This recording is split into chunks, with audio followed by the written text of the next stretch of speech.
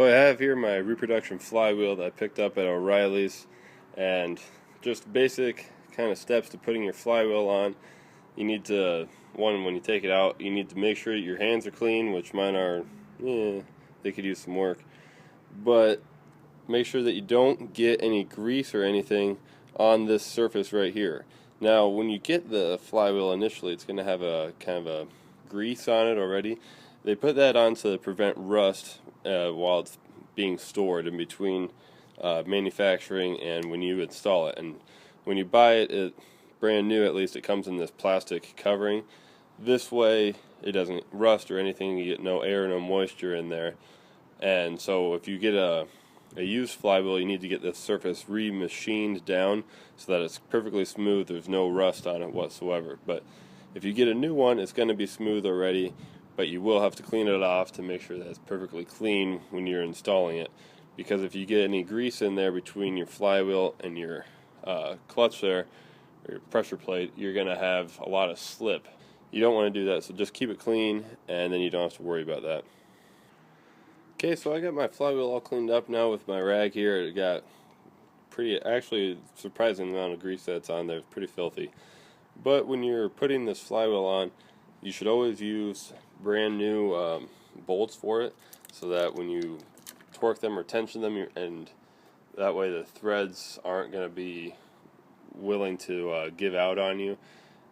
With a used bolt, your threads are more likely to strip, and if you lose one as you're driving, that's going to go right into your clutch, and that's not good. So go ahead and get new bolts right away, and always use Loctite. That's another manufacturer's recommendation. And I already looked up the torque on it, and so when you torque this down, you want to use a star pattern. So just, yeah, you know that. But make sure that you go, it's 60 foot-pounds that you want to go torque it to. So for me, the way I'm going to do this, I'm not sure if this is right, but I'm going to put them all on hand tight and then go 20 foot-pounds in the star pattern, 40 in the star pattern, 60 in the star pattern, and then double check that to 60 again, just to make sure that they're all tightened down equally and evenly, so that I don't have any problems with the flywheel being uneven on the engine and getting a little bit of vibration in there, because you don't want that. I'm going to take this one more quick opportunity to talk about the rear main seal and how it's different depending on which year your block was, if there's a break on the serial number. So anyways, the rear main seal on my block here is a one-piece seal. You can see it's one solid piece all the way around. Basically, so the crankshaft here is going to come out, and this is going to be a 3-inch bolt pattern across. And that's completely different from the two-piece rear main seal that has a 3 5/8 rear crankshaft bolt pattern. So the difference being is they didn't want you to be able to take the one-piece rear main seal and slide that over top of the block where the two-piece main seal should work. So this rear main seal will not slide over top and cannot be used when you should have a two-piece rear main seal. So when you order your flywheel, you're going to have to know if you have the one-piece rear main seal or if you have a two-piece rear main seal, because there is a difference, and if you order the wrong one, you're going to have the wrong flywheel, and it will not interchange. That's one thing about Chevy small blocks that actually don't interchange. They made about everything customizable on them and interchangeable, but that rear main seal is one thing that is different. So you can get the larger diameter or the smaller diameter, but again, you have to match the one-piece rear main seal or the two-piece rear main seal. Otherwise, that's not going to work. Okay, so you can probably figure out you have 6 bolt holes and then 1 roll pin.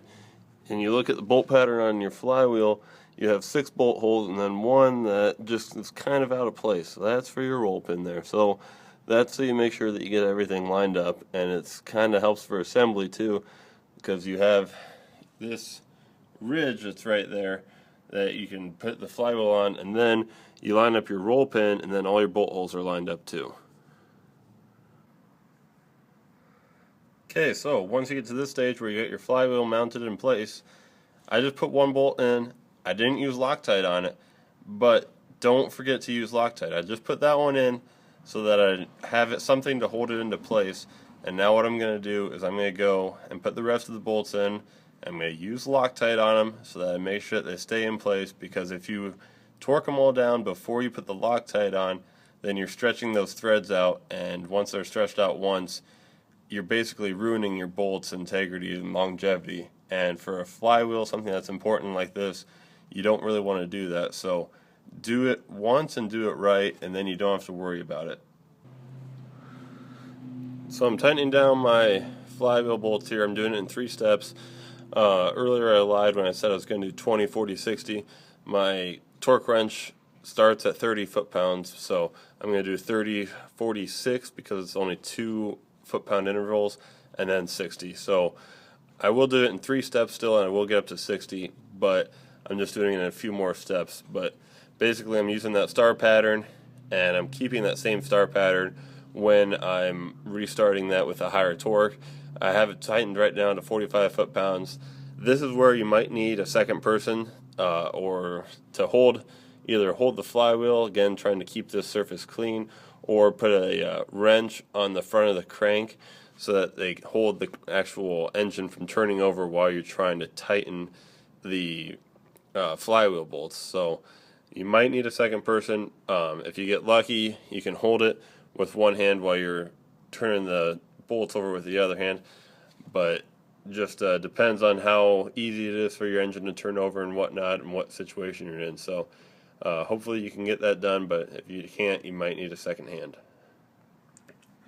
Okay, so there we go. I got my 6 bolts installed, and I went over them again after I got up to 60 foot-pounds. I went over them again just to make sure, and I got maybe just a fraction of a little bit of movement out of one of them, which that could also be within the tolerances on the torque wrench, because it's not supposed to be right on every time. It's within 5 to 10%. So that's maybe where I'm getting my movement from, and so I'm going to let that go because it was just a very minimal amount. So my next thing, I guess, is I need to put in my pilot bearing or pilot bushing.